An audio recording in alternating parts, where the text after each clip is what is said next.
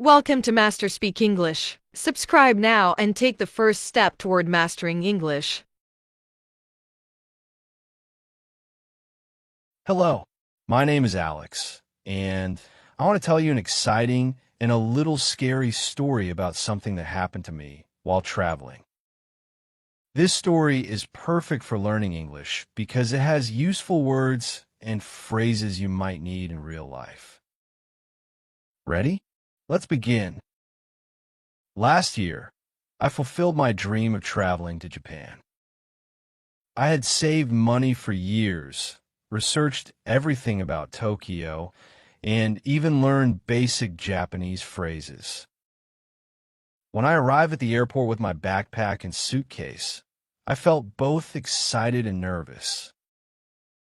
I checked my passport multiple times before boarding the plane, knowing it was the most important document I had. The flight was long but comfortable. I tried to sleep, but mostly watched movies and imagined all the places I would visit. When we landed at Narita International Airport, I followed the signs to immigration, where an officer stamped my passport without any problems. I was officially in Japan. After exchanging some money and buying a train ticket, I made my way to my hotel in Shinjuku. The city was overwhelming in the best way possible. Bright lights, busy streets, and so many people.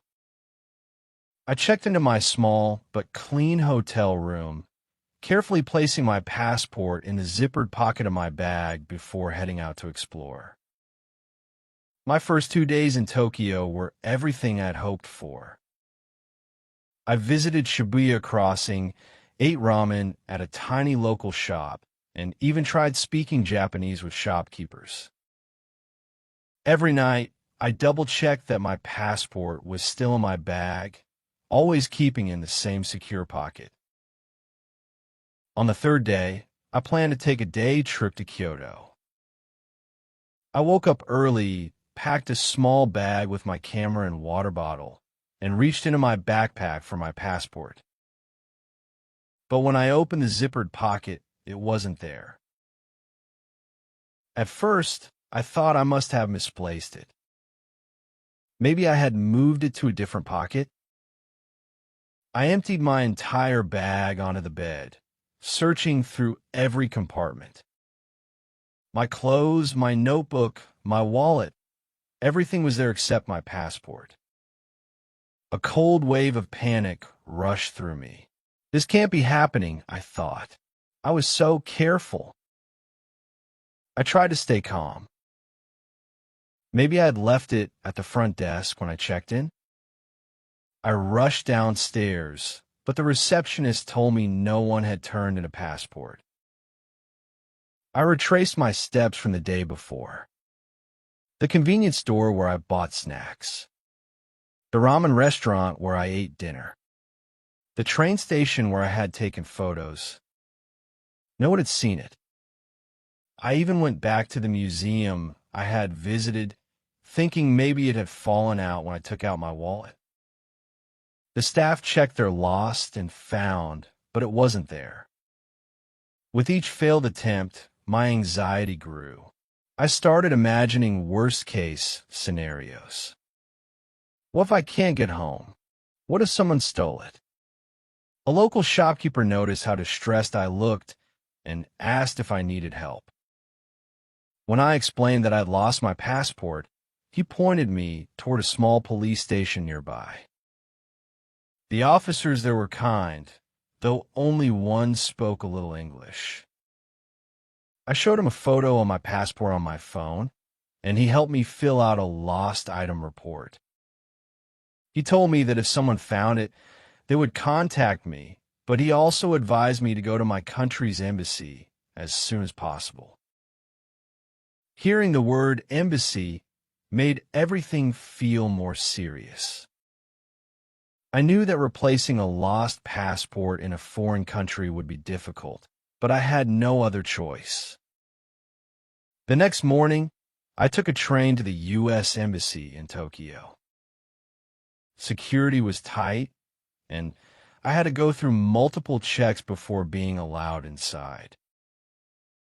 A consular officer named Mr. Thompson listened to my story and explained the process of getting an emergency passport.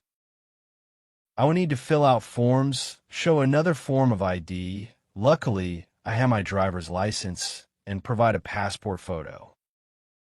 He told me it would take at least 2 days to issue a temporary passport, and I would have to pay a fee. I left the embassy feeling slightly relieved, but still stressed. 2 days without my passport meant delaying my trip to Kyoto, and I worried about the cost of changing my travel plans. Just as I was walking back to my hotel, my phone rang. It was a taxi driver. He explained that he had found my passport in the back seat of his car after dropping off another passenger. He had seen my name and photo, remembered where he had picked me up, and decided to call my hotel to get my number. I couldn't believe it. My passport had been found. We arranged to meet near my hotel, and when he handed it to me, I felt an overwhelming sense of relief. I thanked him repeatedly, even offering him some money as a reward, but he refused, smiling and telling me to be more careful next time. This experience taught me several important things. Always keep your passport in a secure place, preferably on your body, like in a money belt, rather than in a bag. Make copies of important documents and store them separately from the originals. Stay calm and take logical steps when something goes wrong. Panicking only makes things harder. People are often kinder than you expect. The taxi driver, the police, and even strangers went out of their way to help me. After this scare, I enjoyed the rest of my trip with a new appreciation for being prepared. I visited Kyoto, saw Mount Fuji, and even made a few friends along the way.